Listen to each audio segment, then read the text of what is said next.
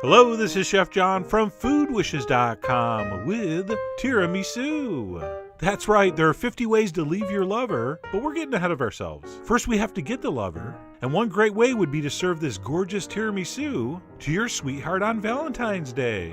And by the way, fun fact, this famous Italian dessert was actually invented as a snack for customers in a brothel. And if it was good enough for those Johns, it's good enough for this John. So let me show you how to put this together, and step one, we're going to need some espresso, and ideally freshly brewed. And of course, like most YouTube celebrities, I do have my own espresso maker at home, but if you don't, you really should go to the neighborhood cafe and actually buy a couple double shots of espresso.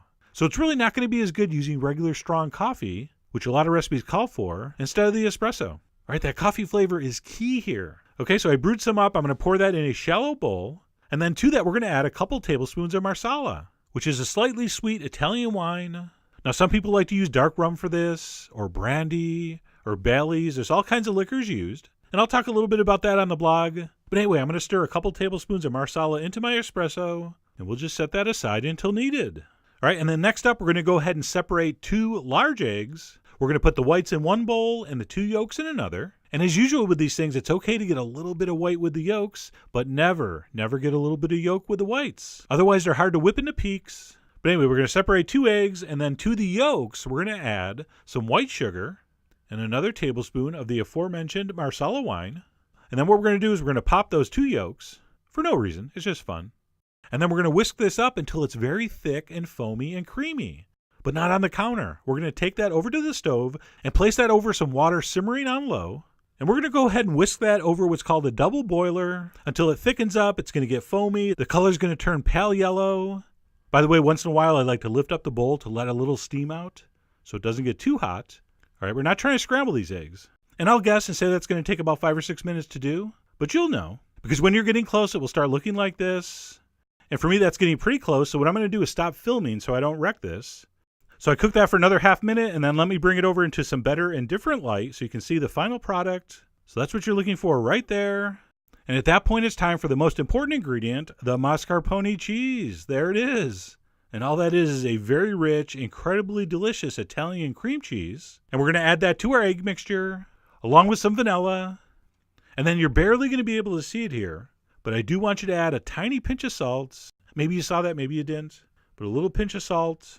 And then we'll go ahead and we'll take our whisk and we'll mix that in very smooth. We don't want any chunks of cheese, so keep mixing it. It will mix in. And once we've accomplished that, we're going to go ahead and set that aside. And it's on to whipping our egg whites. So there's our 2 whites we separated. We're going to take another whisk, a totally new clean whisk. And what we're going to do is we're going to whip those egg whites until we have peaks, and pretty stiff peaks. So I'm going to go ahead and whisk those up. And at first not much happens, and then it gets foamy. And then as those millions and billions of air bubbles get suspended in the protein, it starts to thicken up and look like that. And eventually you're going to keep going until you have something that looks like this. All right, it's got to hold a peak, just like that. And then when it gets to that point, we're going to go ahead and add half to our egg and mascarpone mixture. And we're going to kind of fold that in, but it's kind of a half fold, half stir. All right, we're just lightening this up. We're not making a souffle. So while we do want it very light, we don't necessarily want it super airy. But of course, on the other hand, we don't want to knock all the air out. So we're going to be semi-gentle. And once the first half of the egg whites just barely disappear, go ahead and add the rest. And we'll go ahead and stir fold that in. And as soon as the rest of the whites are incorporated, and you have a beautiful, light, gorgeous looking mixture like that, we are ready to build these tiramisus. So once that's set, we're ready for final assembly. And the last step would be to prep our ladyfingers. And there they are.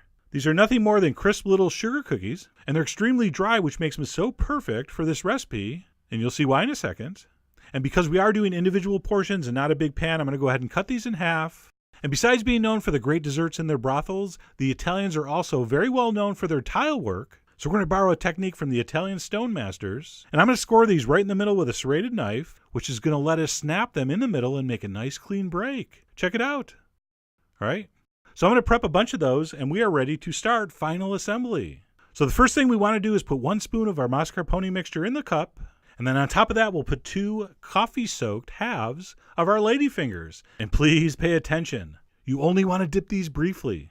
You're going to put it in, you're going to turn it over a couple times, and you're going to pull it right out. That's it. You do not want these over soaking. So dunk it in, give it a couple quick flips, shake it off, and position. That's it.